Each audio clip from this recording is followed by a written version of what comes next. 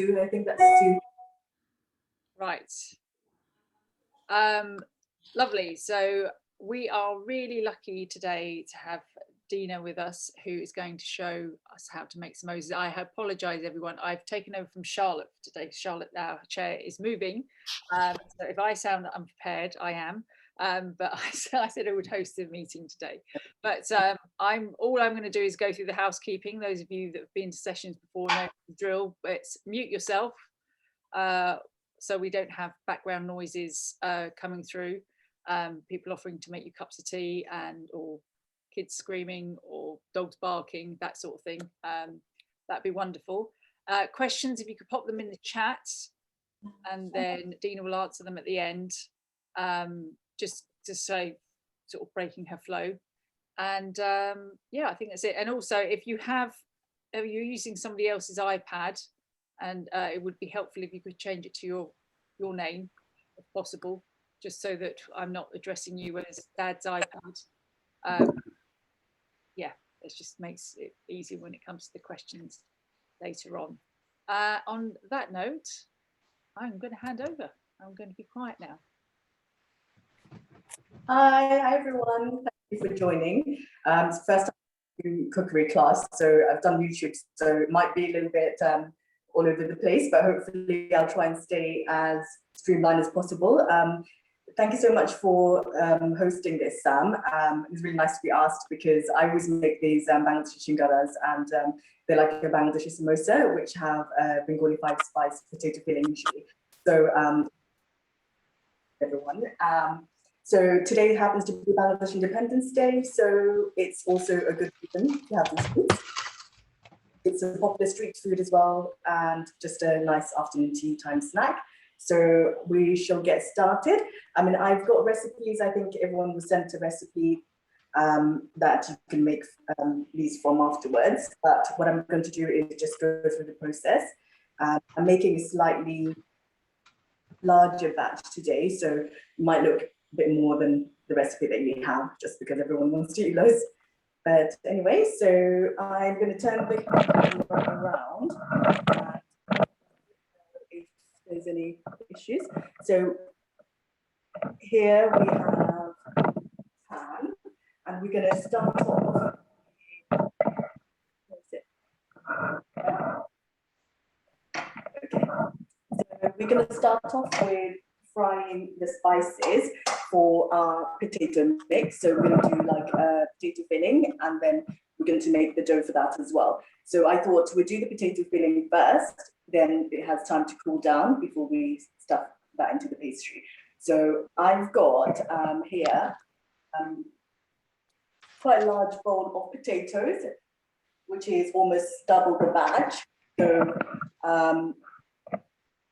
yeah, so I'm going to start off with prepping that. We want to do the pastry. So I'm just going to turn you towards the frying pan so you can see. And we're going to turn that on to kind of medium high, and then we'll just add some oil.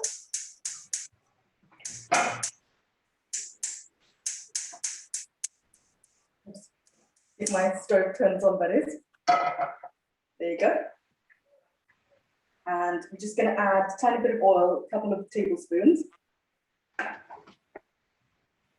Actually, might need a bit more.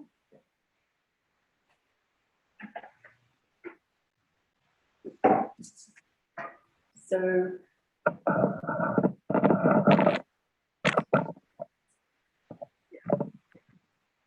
once the oil heats up, what we're going to do is add our Bengali 5-spice. So it's, I don't know if you can see it, but then there you go. It's a mixture of mustard, cumin, fenugreek, nigella seeds, and oh, I forgot the other one, but it's in the recipe.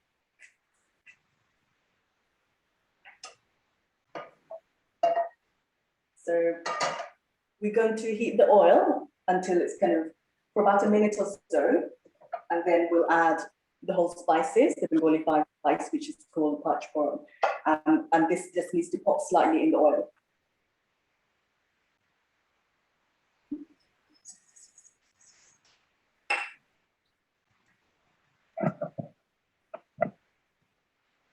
So you'll hear that this is going to slightly crackle, and that just shows that the spices have kind of released their flavors a little bit.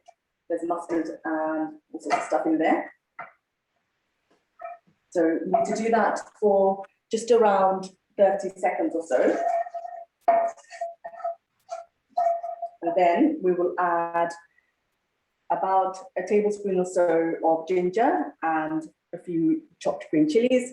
So you can see just roughly chopped chilies and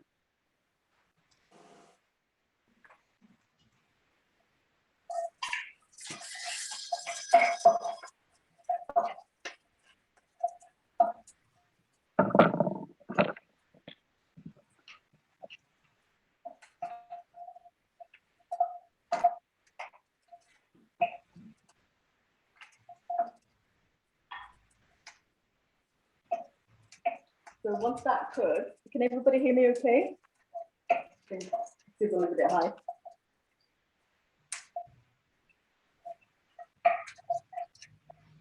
We cook this for just around another 30 seconds. Then we'll add some onion.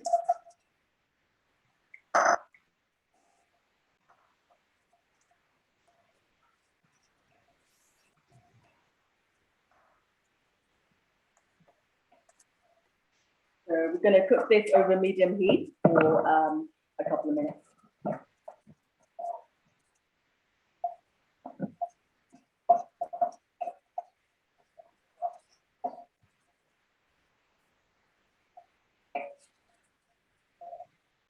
So the onion has been kind of chopped into small pieces.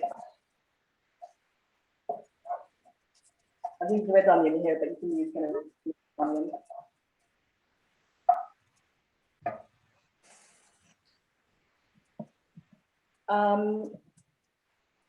It's usually vegetarian, but there is a version with liver.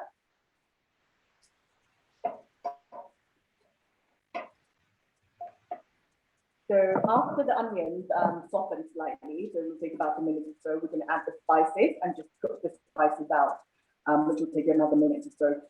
So the thing is not to overcook the onions, but just to kind of soften them slightly and cook through the spices.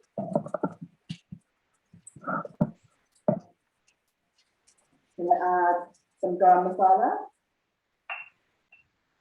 cumin, and chili powder, and also some salt.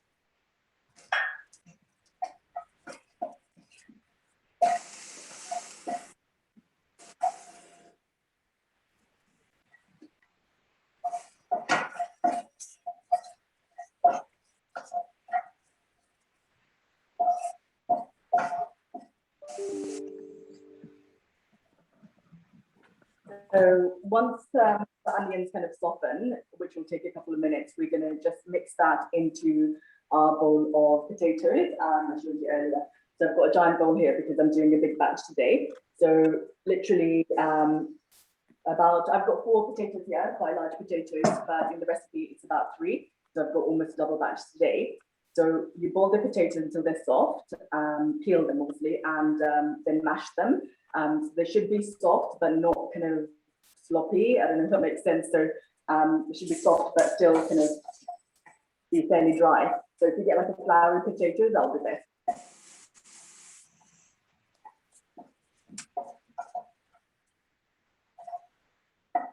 So onion, almost done.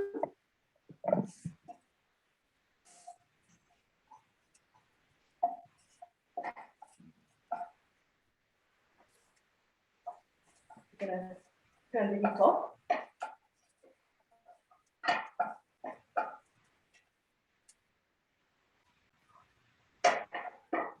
You can see it's kind of softened, but it hasn't become kind of melted or anything. So it's okay if it's kind of a little bit chunky, because that's just going to add the flavor.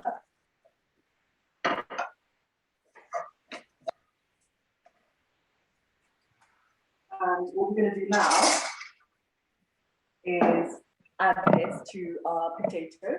So if you have the potatoes, make sure that they cool down completely, because we're doing it in a kind of random order today, because normally I rest the dough, but because we're kind of doing everything in an hour or so, I've kind of boiled the potatoes and let them cool. And not going to really rest the dough, which is kind of important, but it's not that important if you don't have time. For about 20 minutes or so, you can rest the dough if you want, but if you don't have time, that's also fine. So now we're going to add our onions into the potatoes, straight into the bowl of the cooled cooled potatoes.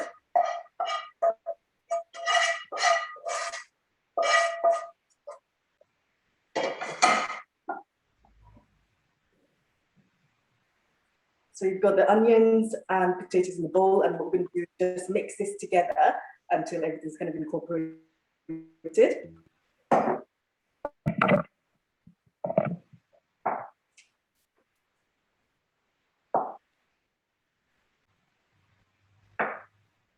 After you mix it, you can just check that the seasoning's okay.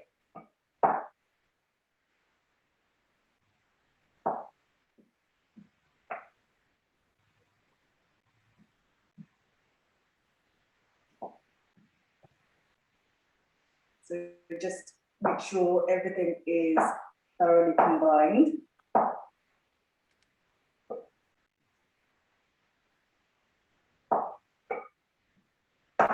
Because our potatoes are already cool, we don't need to cool this too much.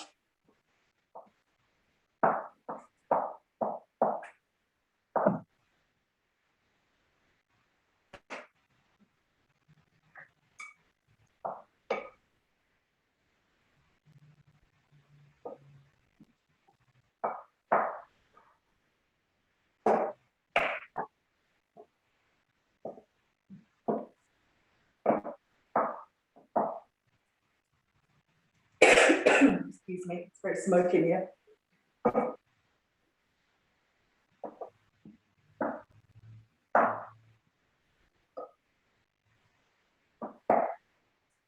Okay, so the potatoes are mixed. I don't know if you can see that everything's kind of mixed. So what we're going to do is take that over to the table, and I'll show you how we're going to do the pastry.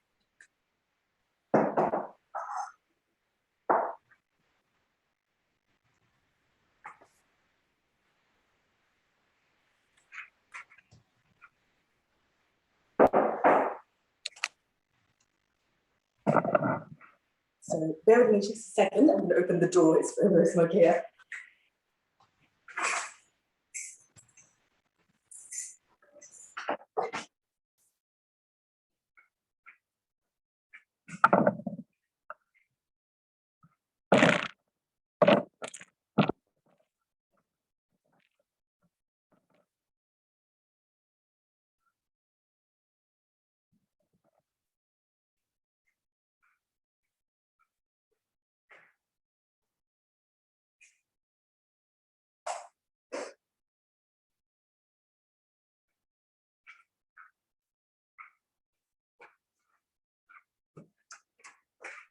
So I'm still here.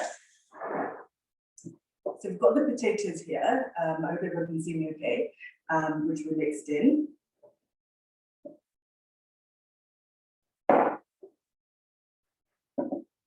Might be easier to stand up and do it for a second.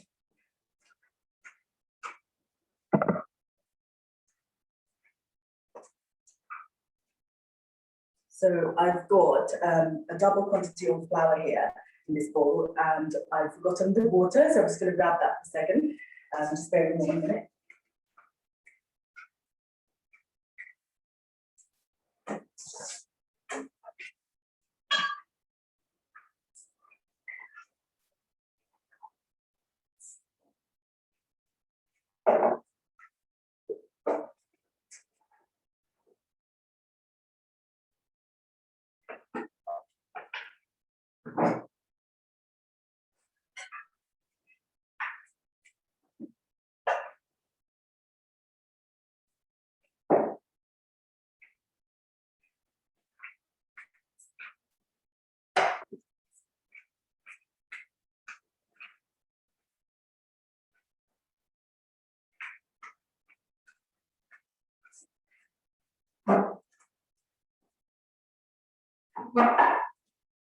Hi.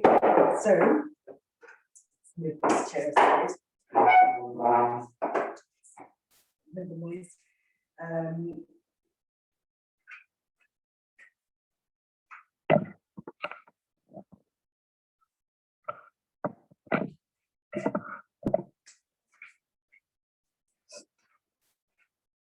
So guys, I've got the flour here. So I've got plain flour in this bowl, and I'm going to add a bit of salt in there. And then I'm going to add some oil, so it's just like regular vegetable oil. So I'm going to add that into the flour. And what we need to do is mix the oil into the flour, just as it is dry, and just kind of as you would, mixing butter for pastry into the flour. So just kind of mix that in for about a second or so.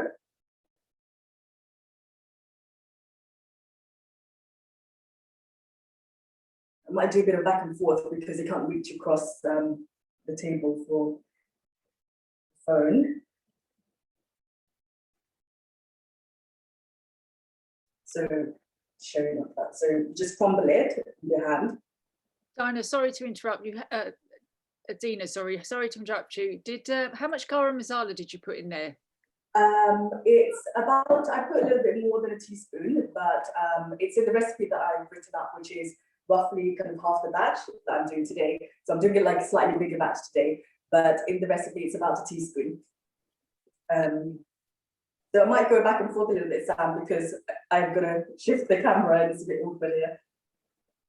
But can you see everything okay? What I'm doing, okay, cool. So just mixing the oil into the flour and the salt. And for the water, I mean, I have written exact amounts into the recipe, but what you do is just add it gradually until you get kind of a firm dough. So just add, I'm going to eyeball it now, but the amount that you have in the recipe, just add it a little bit of time until you get a kind of a firm dough.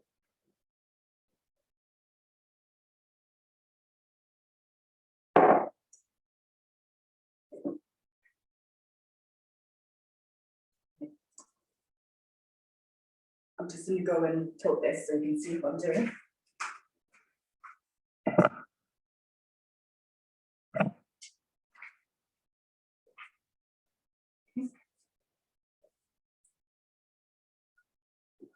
A little bit more.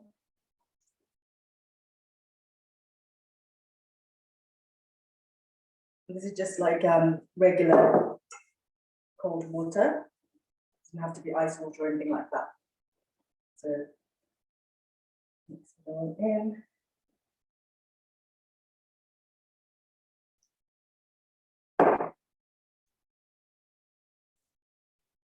Once everything kind of comes together, then you can just transfer this onto the board.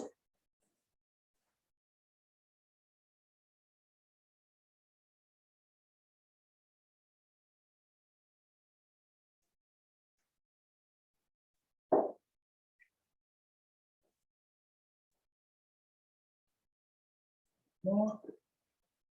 And what the oil usually does is keep it kind of flaky or crispy when you fry it, because we're going to deep fry these.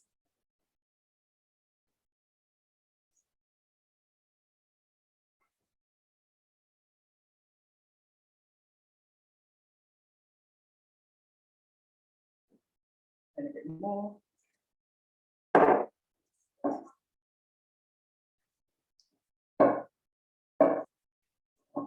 So we're just going to tip that onto the floured, well, it's not floured at the moment, but onto a board or countertop.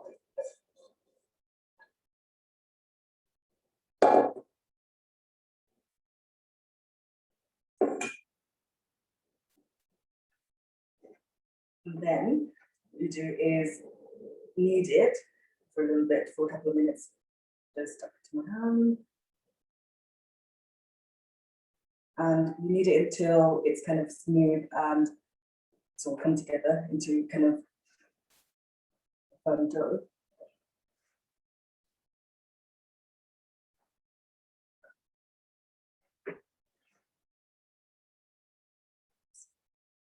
I'm not doing this very elegantly today.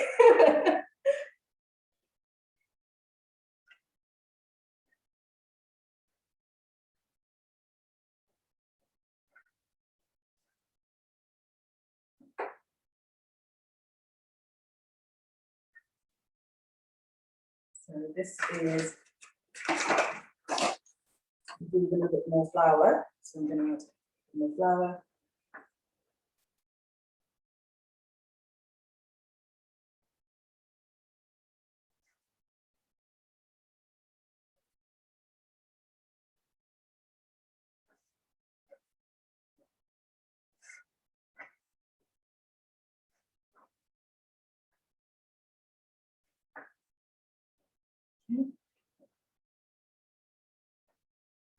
So I would say, I don't know how to describe it, but it should be kind of, doesn't need to be stretchy or anything, but it shouldn't stick to your hand. And because the dough has some oil in it, usually it doesn't need any more kind of flour when you're rolling it out. So it kind of becomes quite smooth. I didn't get what Julie said the last of the sentence.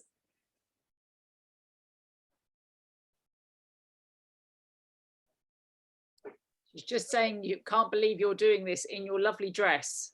And I have to agree with Julie. I would have an apron on because I would be absolutely covered in flour. Yeah, it's just, normally I do on the countertop, but I think today, because I've got so many things around, it's easier. But yeah, I was actually going to wear another dress, which was actually quite nice. I mean, this is just, I don't know, I think I got bored of this dress. You know what it's like, you just wear something and it's like, oh, I don't like this anymore. I do have an apron, but it's, yeah, it's not my favorite apron either. But yeah, so can you see what I was saying about the dough? So it's smooth and quite firm, so it's not kind of soft or anything. I'm just going to quickly run and wash my hands. Just bear with me a few seconds. A bit OCD about washing everything in between.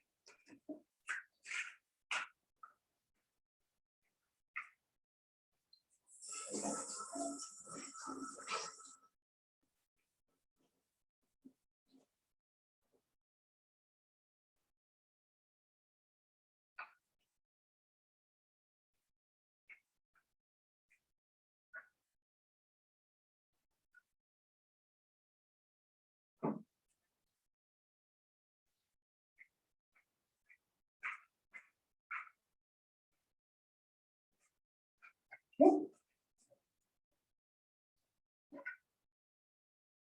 So we have our dough that's ready. And the recipe that I've sent everyone makes about 16, but it depends on how large or small you want them.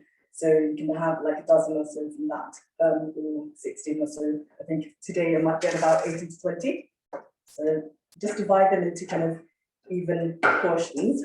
So when we have the dough, what we're going to do is make, for each 2 shingara, we're going to make one kind of oval shaped pastry and then cut that in the middle, and then we're going to roll them.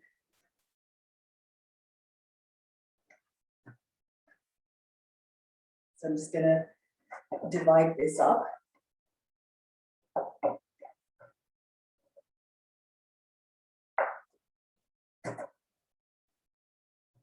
So like this size pieces. So I'm going to have to describe this. I would say maybe like 2 tablespoons worth for each oval.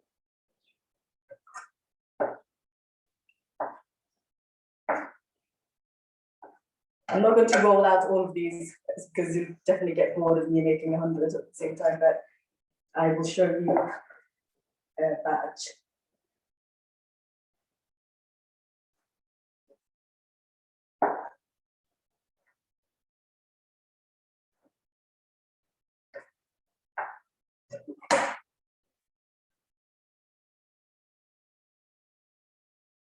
So I've got 15 pieces of dough, which are this big.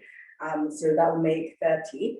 But obviously I've made double batch. So when you make yours, you'll get about roughly 12 to 16. I'm just going to transfer these into a bowl until I need them.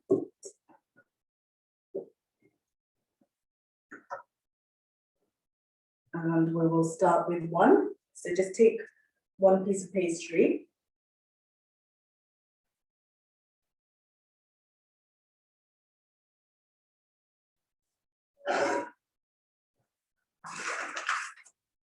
when you're rolling the dough out, if you feel that the pastry is a bit too soft, I feel like it's okay, but you could do a little extra flour, then just add a little bit when you're rolling the dough that normally doesn't need flour. So I'm just gonna add a bit.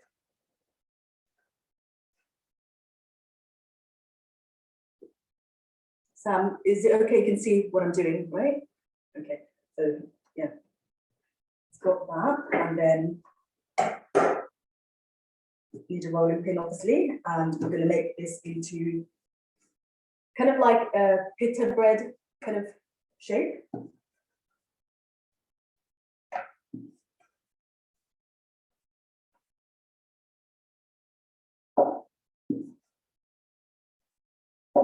So this is what I mean. So it's kind of like, if you can see, oval.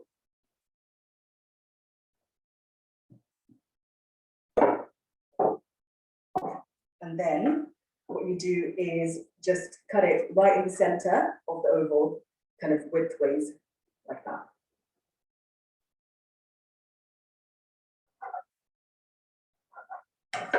So each piece should look like this.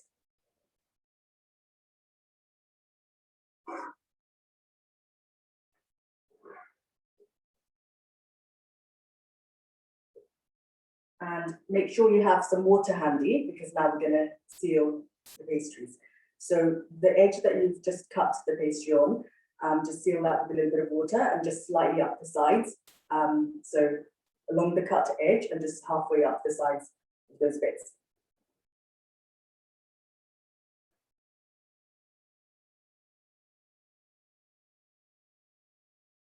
And then, this is a tricky bit, I always find it difficult to describe. So you've got the flat cut bit, and you just kind of make it into kind of like a cone shape. And it should be overlapping about a centimeter. So you kind of get a little cone with a kind of like a flap over the side. Can you see?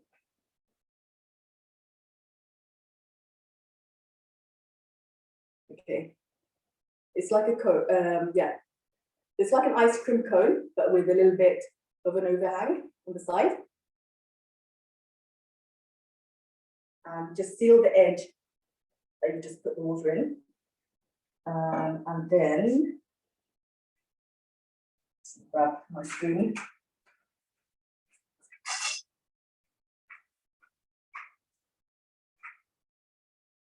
We're gonna add about a heaped teaspoon of filling into our little cone thing that we've made. So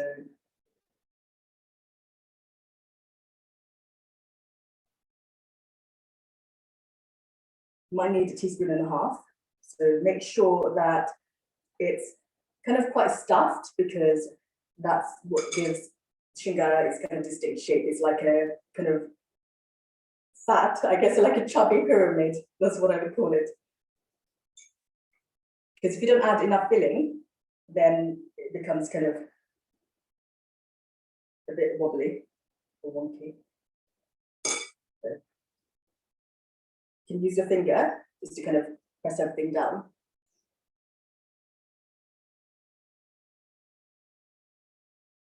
Okay, so now, I don't know if you guys can see it. So there you have your pyramid, cone shape filled almost to the top. You've got probably like half a centimeter on the edge that's remaining, and you've got a little bit of that curve on the edge. And now we're going to add water around the edge.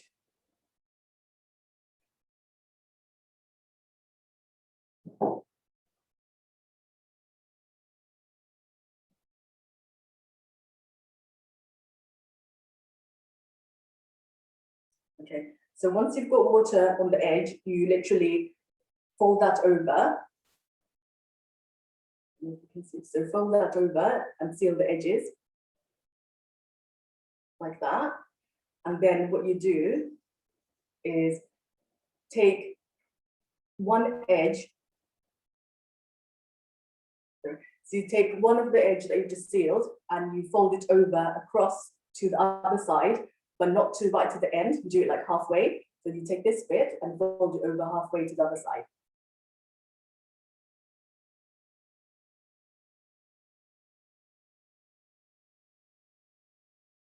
and then you turn it around, and then you just kind of flatten it this way.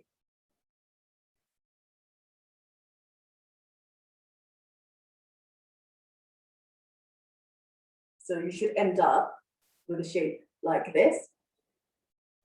So you can see. Can you see?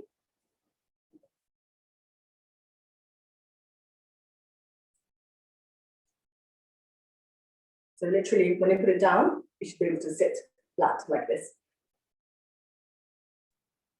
Will you be making more? I think because I'm not the only one who missed it the first time because I'm too busy looking at the chat. But Jeanette was saying, will you be showing us how to do the folding and a bit again?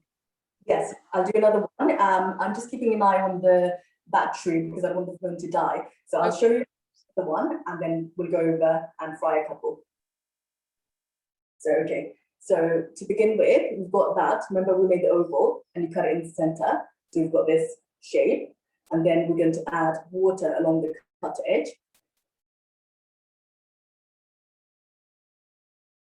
We've lost visual. Oh, one second. I think it's the. Okay. Yeah. Battery notification. So seal the edge. And then once you've got the edge sealed, you kind of fold it over on itself and make into a cone shape. Make sure the edge is sealed, so you don't want any oil getting in. Press that down. So this is, it's like a hat. If you put it upside down, it's like a cone with an overhang bit. So then you hold it the other way around, and it'll be like you're holding like a coffee filter, but with a bit, let's see, is that clear or no? So yeah, it's like a cone, and you hold it up, and then you put about 1 heaped teaspoon of filling into that. You can add more. Make sure you add as much as you can to make sure you have a nice shape. So I'm probably putting just under 2 teaspoons here. So once you've added the filling, just stuff it in with your hand, with the fingers I mean, and you should have a little bit of space remaining around the edge.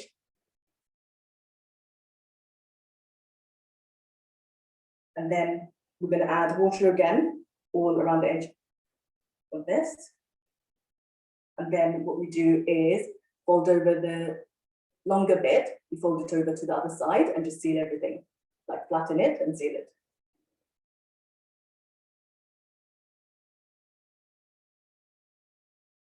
So everything's sealed, so the bottom looks almost like a triangle.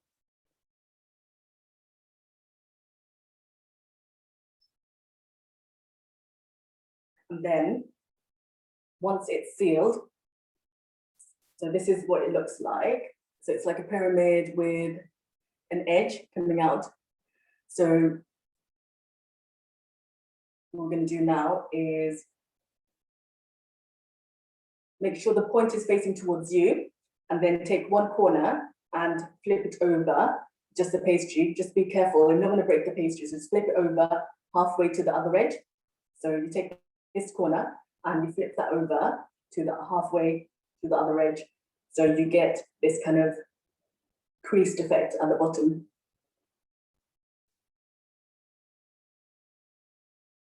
Then you put it, face it upwards, and then you have this shape, and just press that edge down. And so when you put it on the table, you should sit down on your hand. I'll show you. It's like a pyramid with a little edge.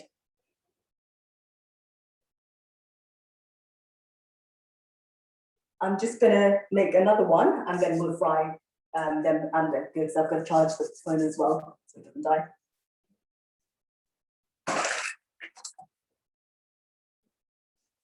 Sam, if for some reason it breaks up because the phone's been playing up a bit, then I'll just quickly charge it and then reconnect.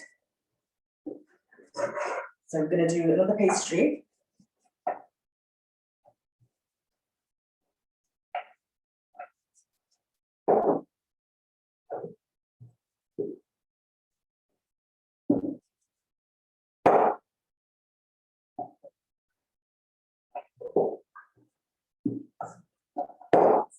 done the pastry, and it should be like a pita bread shape, like an oval.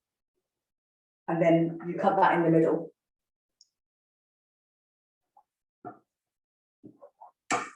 So you cut that widthways, so you get 2 pastries, and each should look like this.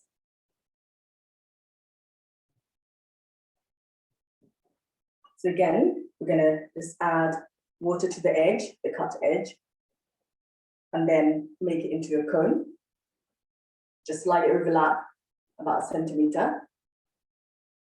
And press those edges down. Make sure you have one finger inside the pastry. So you're kind of pressing it from the inside and from the top as well. And then flip it over, and again, you have a cone with that bit hanging over.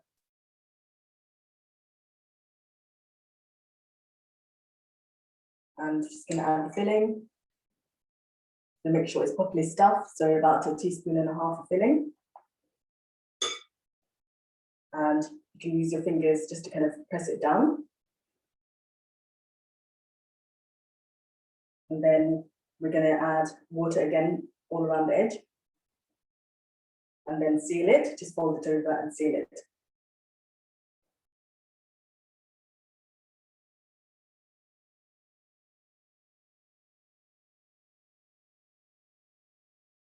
So if you turn it upside down, it's like a triangle, and then face the triangle, point towards yourself, and then take one edge and flip it over halfway across the other side.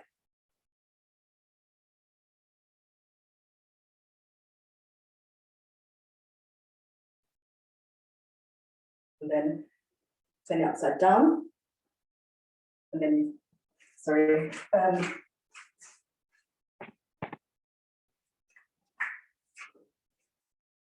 again, turn it upside down, and you have that little pyramid that's kind of sitting with a little edge on. We've got 3 now, and I'm just going to move you over to the other side, and then we'll start frying a batch, and also charge the phone in as well.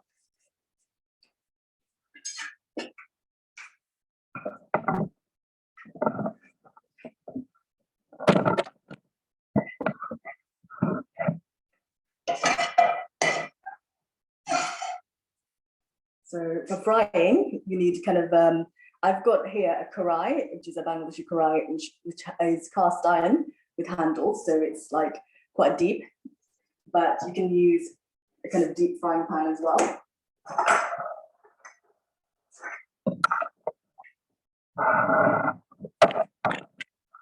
Just trying to think.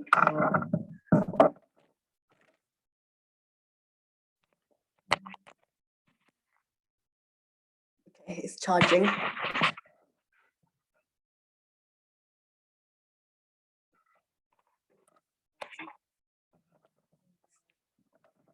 Let's see if I can put the charger on the other side.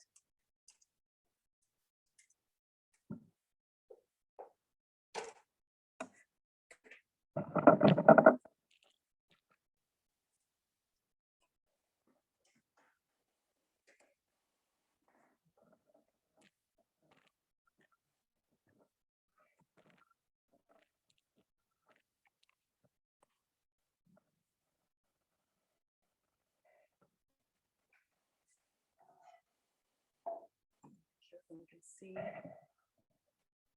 So, is that clear? Can you see the frying pan here? Okay, cool.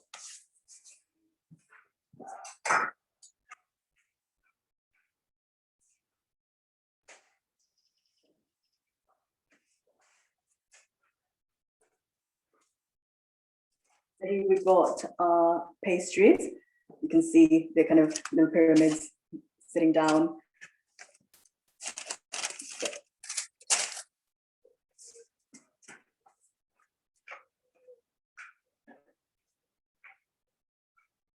Very important, make sure you have something to put the pastries on with some kitchen paper, and slotted spoon, and maybe a fork, just to kind of get them over.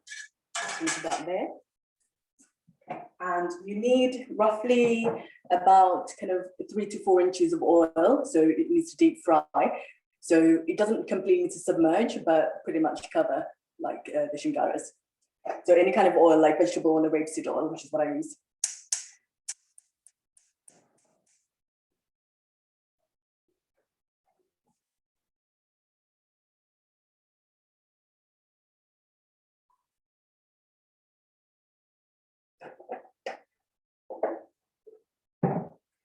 So we're gonna let the oil heat up for about 2 minutes, so on high heat. And what we do, the trick that I use when, well, my mum taught me, when you fry something or deep fry something, you make sure the oil is very hot when you place the mixture in, or the samosa, shingara, whatever you're frying. And then as soon as it's in and it kind of seals the outside, then you kind of reduce the heat to very low, and it kind of cooks it slowly, and that makes the pastry very crispy on the outside, but still cooks through. So each of the shingaras will take, I mean, a batch takes usually between 7 and 8 minutes, maybe a little bit longer, depending on how many you've got in the pan. But the trick is to make sure you're not frying at a very high heat for too long. It just should be frying very slowly, and it's crisp on the outside, but still soft. So it's not meant to be like a flaky, normal samosa pastry. So it's supposed to have like a little bit of a crust on the outside, but it's to be soft, and you have that potato filling on the inside.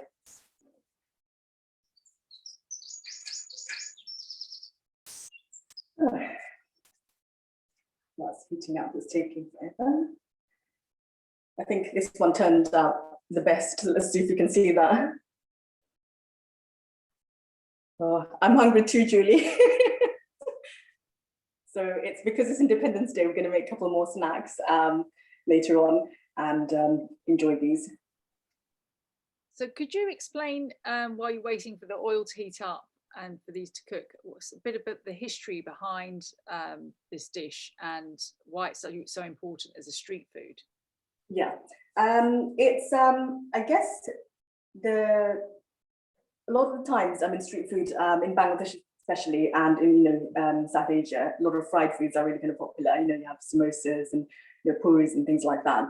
And this has become quite popular because I guess it's a good food on the go, because you've got the pastry, you've got the potatoes, and the best thing about them, unlike some samosas which need to stay crispy to be enjoyed, this works really well. It's like sausage roll, you just have it, you can take it anywhere on a picnic or whatever. It stays fresh for the whole day. You don't have to reheat it necessarily unless you want to.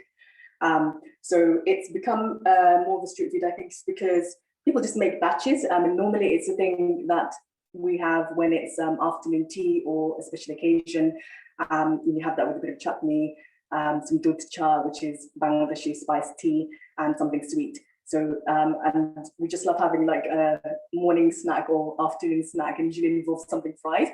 And the reason why we're heating the oil is because when they go into the oil, you don't want the oil to soak into the pastry, because if the oil isn't hot enough, it just goes into the pastry and you get kind of like a soggy pastry or shingara, and you don't want the oil to be absorbed. Even though we are deep frying, surprisingly, it doesn't absorb as much oil as you think it would, because it kind of seals quickly on the outside, and then you cook the pastries very low. So I hope that answers your question. And if you want to test, I'm just going to ruin this pastry by taking a little bit out, but okay, let me see.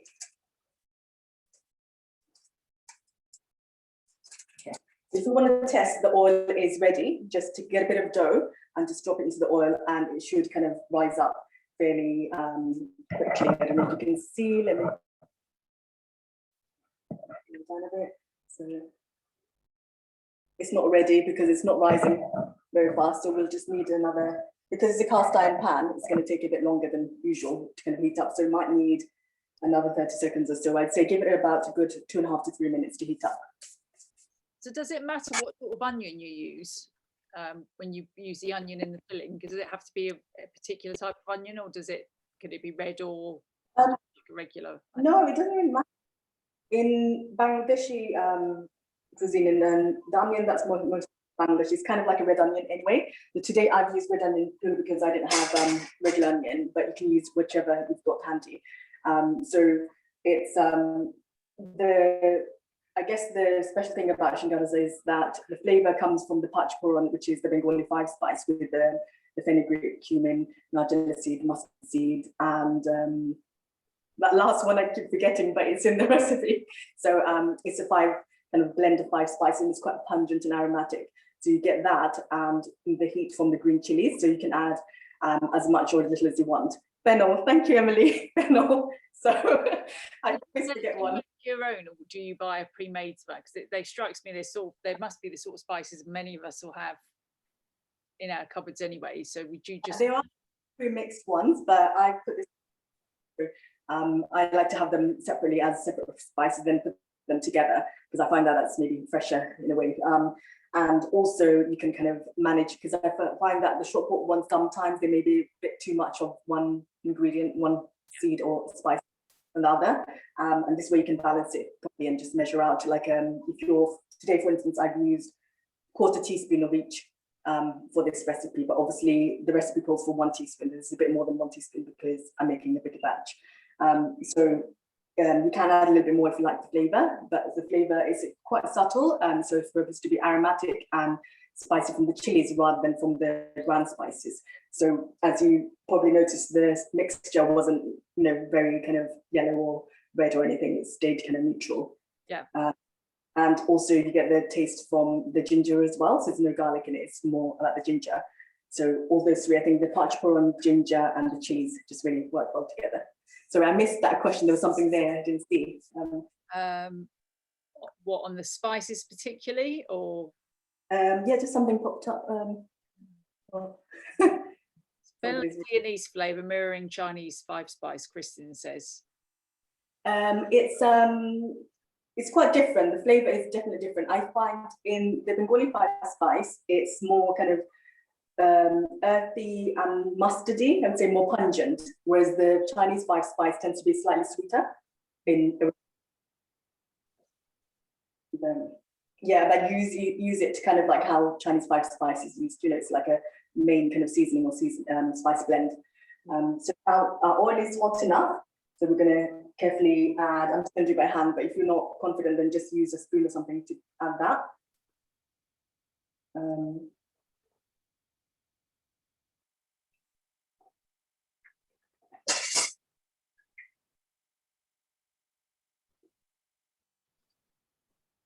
What I'm doing here is, because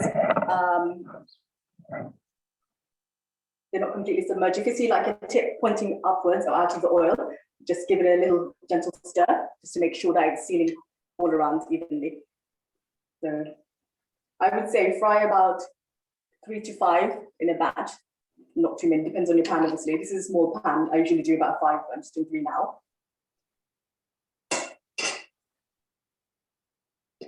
So once it's in the hot oil over high heat, just cook it for, I'd say, about 20 seconds or so, and then we're going to lower the heat and cook it slowly.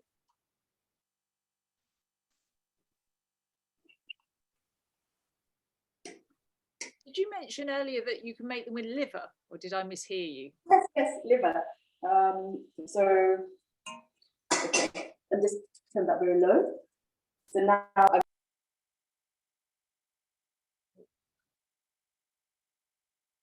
I'm sure she will be back. I can't ask her because she's gone completely, but I'm sure she'll be back. She'll know that she's not on, but she'll have lost the rest of us. If you've got any other questions, people, put them in the chat. I am sort of, I was trying to sort of go through them while we were waiting for them to cook.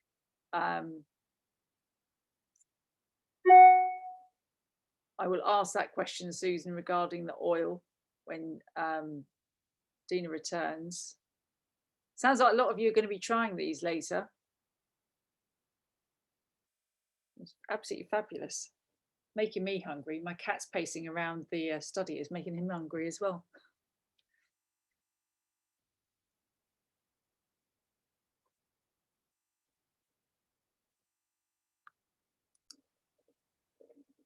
Hopefully.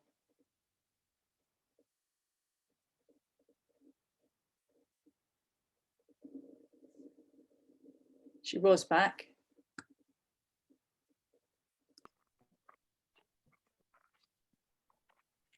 Can you hear me? Yes, I can hear you now. See that? I couldn't hear you before, but I can hear you now. Yes, you are. I'm not eating. So sorry about that, guys. So these have been frying for the last couple of minutes, and you can see they're already turning a nice light golden. So they need a couple more minutes.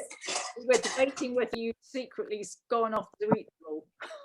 Oh no, I haven't eaten them. So yeah. So Sam, sorry. Before we cut off, you were asking me a question. Yeah, I was just saying, liver. That I thought I'd misheard you. I was very surprised. It's not an ingredient I would associate with.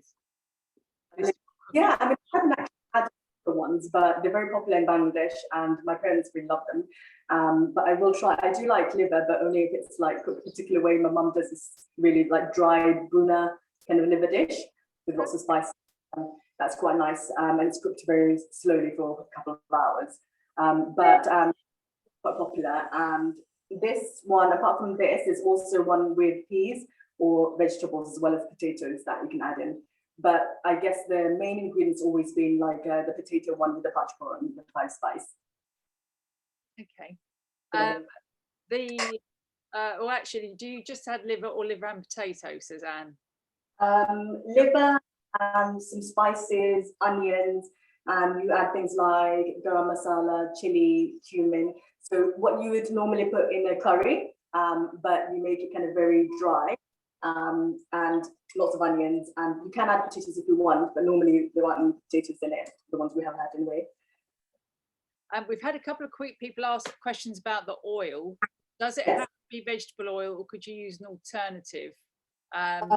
Like an olive oil or groundnut oil, Christine suggesting, would they be okay? Definitely not olive oil. So you want a flavorless oil. So whichever oil you can use that's flavorless. So preferably, I would say vegetable oil, corn oil. You can use rapeseed oil, which I use often. I don't know which other flavorless oils there are, but anything that's flavorless and it's got a high smoking point, you can use, but nothing with too much of a strong flavor. Okay, that's good to know. Shingaras are almost done. They just need another minute. Let me see if you can see. I don't know if you can hear them kind of bubbling away a little bit. So they're cooking on very low heat, and they've been cooking for about 5-6 minutes now. Susan's asking, would linseed oil work? Would that be okay?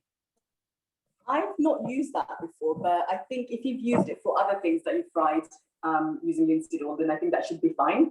But I've not used linseed oil before, but it depends on if you've used it for any other frying things, recipes, so that should be okay. And normally, when these are fried, you eat them with, you can have them with a mint chutney, which is, I make a really kind of easy cheese version, so just some yogurt. You can put, even though some people think no, you can put a little bit of, the mint sauce. You have Coleman's mint sauce, I think it is. You can have that, or you can add fresh mint. A bit of salt and pepper, and sometimes green chilies as well. And also another traditional kind of dipping sauce is a tamarind chutney. So if you have tamarind chutney, that's one that pairs well with it.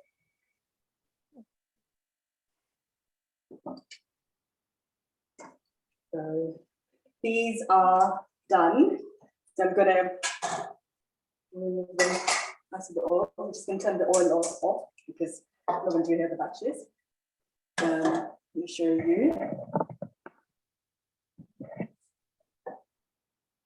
So make sure you get all the oil out. Can you see?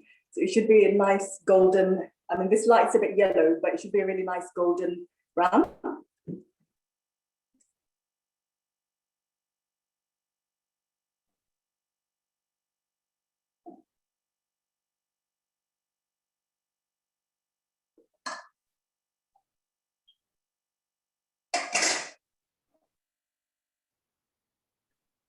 If I hold them here, you can see they're kind of sitting up kind of thing, which is why they've got that flat kind of pyramid base.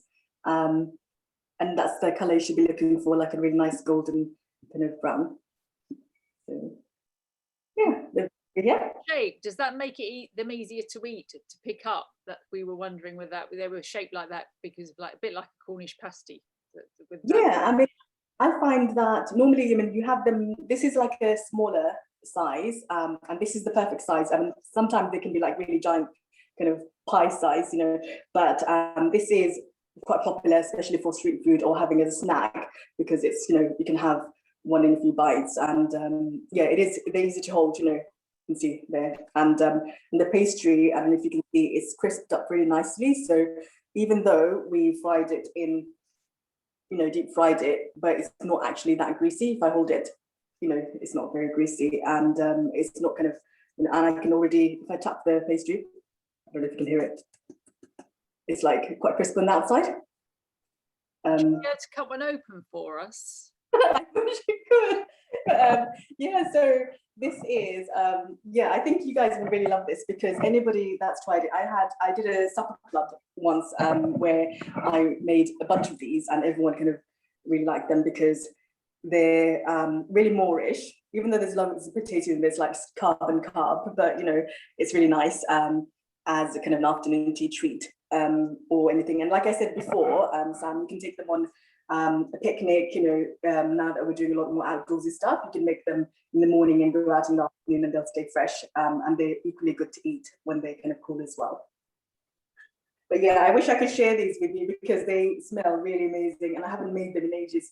After I think Laura got in touch, or somebody got in touch on Instagram and said, you know, can you do a demo? And I'm like, yeah, definitely. It's another excuse to make them and eat them. Well, glad you did. It's been absolutely lovely. It looked amazing. Yeah, sorry, my camera's been a bit, because my charger is very short, I've been having kind of technical difficulties because they're positioned really strange places near the cooker. Thank you, Kalpana. Thank you for joining. So yeah, I mean, does anybody, so I'll just put it on the saucer. So I'm gonna have these, because I don't have any mint chutney or tamarind chutney, I'm gonna have these with hot sauce. You can also have that with hot sauce, but I recommend having kind of a neutral dip or something tangy, which is. Has anyone got any other questions? So I'm just trying to scan through, see if I missed any. Thank you, Jenny. Thanks, Emily. I don't think I did. I think I've covered most of it. Do shout if I have forgotten anything or missed you at all, anyone. It wasn't on purpose, I promise. Thanks, guys. Yes, you wanted, is Jeff that's saying cut one open? Let's try that. Yeah, do cut one open. Yeah. Just to make us even more hungry than we already are.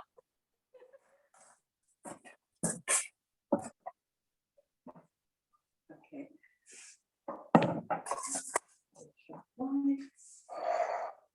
So I will.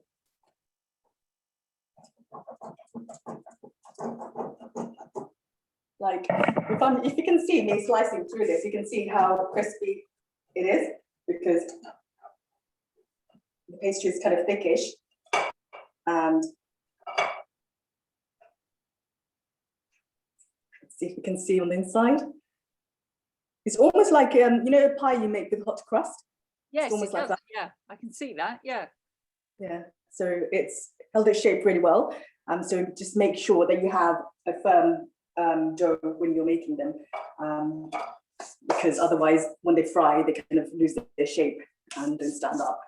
I think what's interesting is that they're really full as well, and it didn't burst. Yeah. We were filling them. I was thinking, God, if that was me, they were going to be bursting all over the shop when they went into the oil. Be confident when you're, because they need to be stuffed, and when you're sealing the edges, make sure you know, use the finger on the inside and the outside as well when you're kind of sealing the pastry edges.